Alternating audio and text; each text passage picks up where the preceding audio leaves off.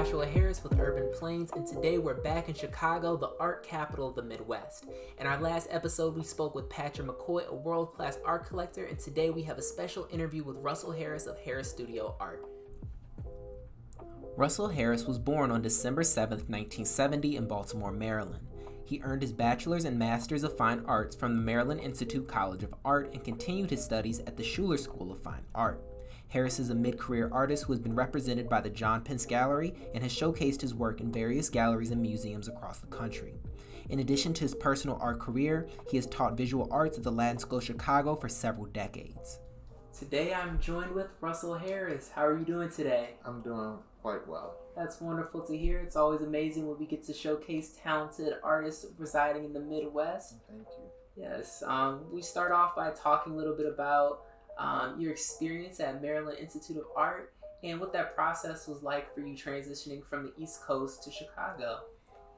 Well, the Maryland Institute College of Art was a great learning experience for me because I did not have the opportunity to go to an all arts high school. So my transition to MICA was a very new, a different world.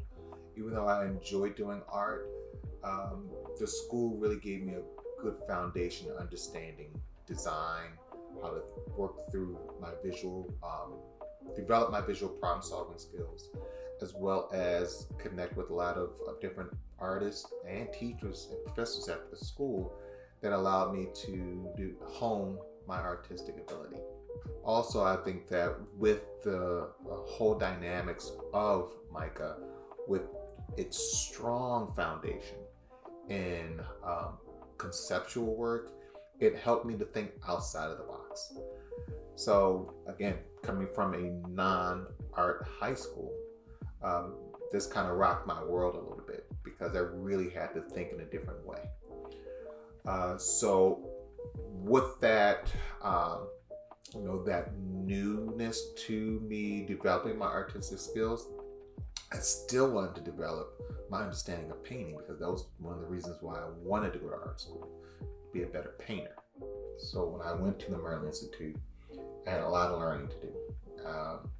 But I was very fortunate to get acclimated to a lot of professors there that had the knowledge that I was seeking to be a better painter, a better realist painter. So I stuck with, from my freshman year, pretty much all the way up to my senior year, with a couple of art teachers that I knew that they could give me what I needed to be a better artist. One particular instructor, his name was Michael Economos. Michael Economos was huge during the 60s and 70s when it came to photorealism. He had a good sense of drawing, painting, color sensibility, and that's what I wanted. So working with him for my freshman year, he was my freshman painting teacher, and I just made sure whatever class he taught, I signed up for. So he really gave me an opportunity to, again, not only think outside the box, but also develop and hone my ideas of color, also develop my understanding of composition.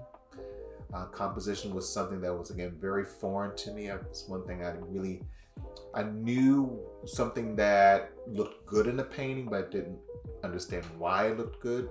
Well, Michael Economos helped me to understand why those pieces work well together. Thinking about form, thinking about pattern, thinking about line movement. So he was fantastic when it came to that. But like I said, I had a lot of development to really get under my belt. For instance, I had to take a design class, and never took a design class when I was in high school. So again, it was a shock to my system to get a clear understanding of how color works, how color theory can make my paintings look better. So I struggled in the beginning because, again, it was so new. And it took me some time to really let a lot of that information marinate in my head, and I had to make sure that I was applying it effectively, efficiently in my own work. So when I went through the department of painting, I also had to select a major. So my major was actually illustration. Um, Loved the illustration that were on at that time album covers, um, say tape cassette covers. So I really was responding to all of those artists that were doing that. Drew Struzan was another artist that I really enjoyed looking at his work, poster work for movies. So illustration was the thing I wanted to do. So I thought. So as I was taking illustration classes, it just was not vibing with me. So I came to the conclusion that I needed to switch my major. So my sophomore year, second semester, I decided to switch from illustration to art education. So after I went through that last year, my sophomore year, I was still taking art classes as an undergraduate, but I had to tag into my art education classes. So my art education classes consisted of a lot of reading, student teaching was involved in that, in order for me to get my degree in art education. So it was a really, really challenging 5 years, because that 5th year is actually when I did my student teaching. So it was, like I said, a really, really interesting 5 years being at MICA. And I think that in retrospect of that education, I wouldn't trade it for the world. So the transition from being that high school student, transition to MICA, gave me an idea of, again, thinking outside the box. Now, Michael Economos, again, was a great painting teacher, but he was still was not in line with the traditional painting styles, such as the old masters. I would be remiss if I did not talk about the Schuler School of Fine Arts, which was pretty much right across the street from MICA. So with the Schuler School, they taught, again, very traditional classical training of painting, drawing, seeing. So I think that with the combination of MICA and the tradition of Schuler School, combining those in my repertoire, having those great foundations, catapulted me to a level where I just never thought I would be at. So having Schuler School introduced me to sculpting, for instance, classical sculptures, helped me to understand how form really works, even in my painting. So again, connecting the two together was a win-win for me. So I think that with coming here to Chicago, that's one thing I also really made sure I developed. Whatever school I went to, I was going to apply those concepts. And again, trying to find ways of expanding that knowledge. Because one thing about art and developing your sensibility to doing art, you only get better by actually just doing it. So I made sure that all the information that I received from the Maryland Institute and all the information that I received from the Schuler School, I just used it constantly to hone my sensibility of design, color, light, and form to really help me expand my understanding of, I have all these ideas in my head. Now, how can I effectively communicate those ideas by using the tools that have been given to me? Could you break down what it was like building that network as an up-and-coming artist, whether that be getting into contact with other artists or reaching out to galleries or art collectors? I would say that going to art school, you already are building a community. I am still friends today with a lot of former college students that went to MICA, and they are still doing art. So right there, I have a connection there. The students from the Schuler School, whenever I go back to Baltimore, I still connect with the instructors there as well as former students. As a matter of fact, I started collecting some of the former students' artwork. So that camaraderie, that connection is extremely important when it comes to making sure that you never lose those connections with people that help you develop as an artist. Like I said, whether it be the professors or your peers. So when I would say when it comes to making sure you expand that network, when you expand your friendship of artists, I'm so thankful for social media, because social media has allowed my my community to expand in a way that I never thought it would expand. So connecting with different artists via social media, having them to shoot me a message, I respond to them. That's also allowed them to do Zoom meetings with me. I've actually been on a couple of workshops with those different artists to build the connection and the community. As a matter of fact, there was one artist that had a workshop here in Chicago. It's one of my favorite artists. His name is Stephen Assail, and he had a workshop at a school called the Palette and Chisel. So he's had 2 workshops there. I was very fortunate actually to attend both workshops, and we had plenty of pictures together with him, and it was just great connecting or talking with him, because the artist friends that I know, that he knows as well. So now he's just part of that, again, that community of artists that I can say, hey, Stephen Assail's having a workshop. I want to reach out. He always greets me, hi Russell, how are you? So that's just a wonderful way of making sure that I keep the friendships that I have currently, but also expand on that by using social media. So it's been, again, a win-win. Coming from Maryland into Chicago and also having gallery experience in San Francisco, can you talk about how's the art culture a little different from each city you've been to, and can you just touch upon that a little bit? Yes, so I work I'm a teacher at the Latin School of Chicago. So one thing about working at Latin, they have a gallery space where I'm able to share my work with the community. So that has opened up possible collectors that have come through the school, see my work, and purchase my work that way. So I have not had a gallery representation here in Chicago. However, in San Francisco, the John Pence Gallery, whom I've always wanted to be a part of that gallery ever since I was in high school, because it was the epitome of realist artists. The top-notch artists would go to this gallery, would be a part of this gallery.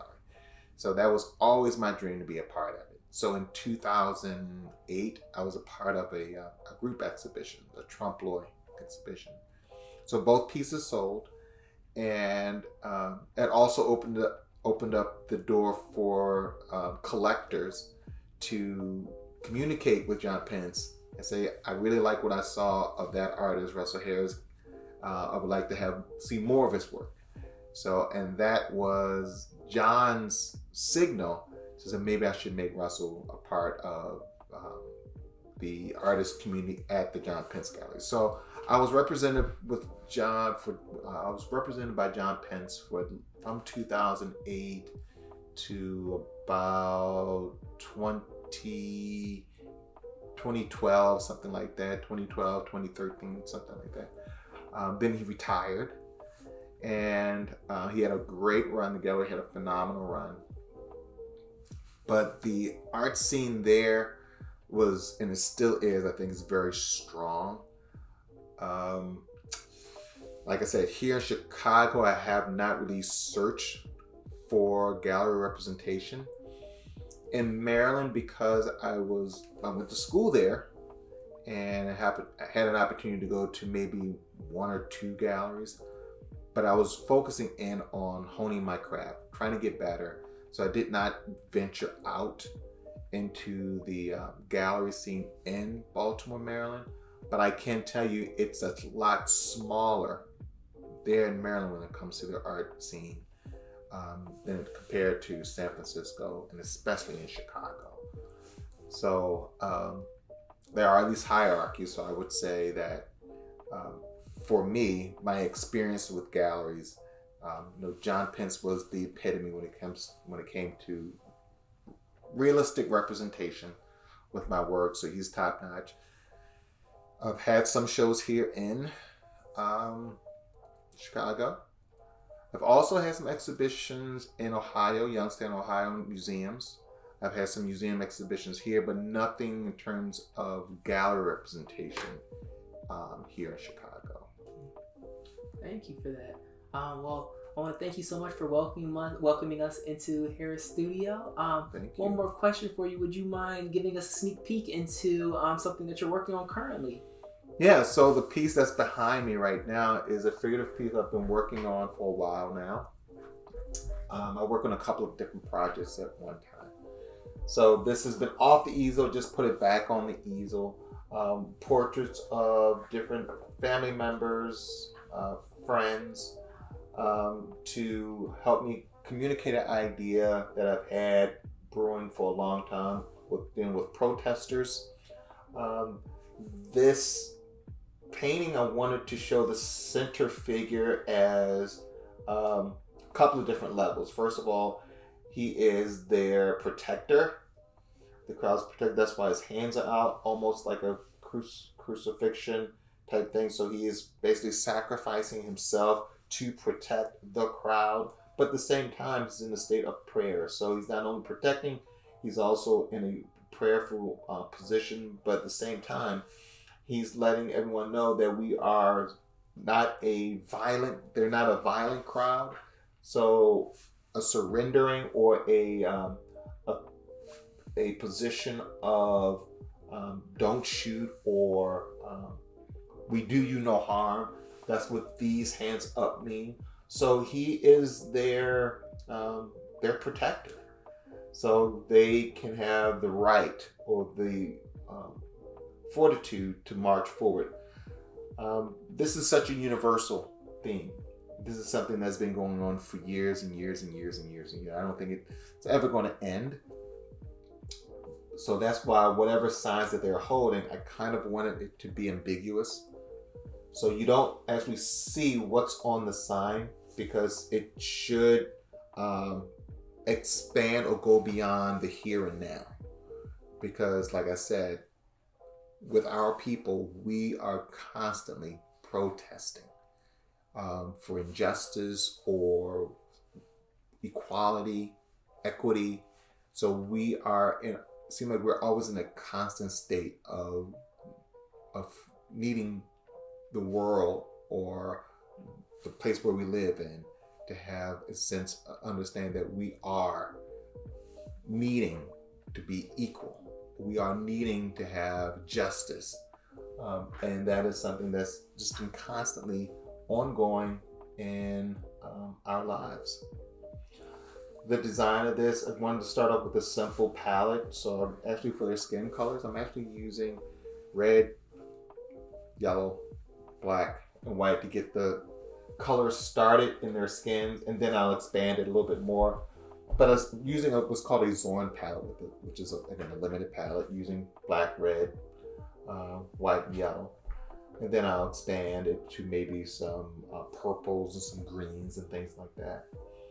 So this is the piece, and I'm very hopeful that it'll be done probably by the end of this year. It's one of a very powerful message. Well, thank you so much again, Mr. Harris. I really appreciate you. You're welcome. Thank you, Joshua. And that's all we have time for today. Thank you all for tuning in, and don't forget to like, comment, and subscribe. See you on our next video.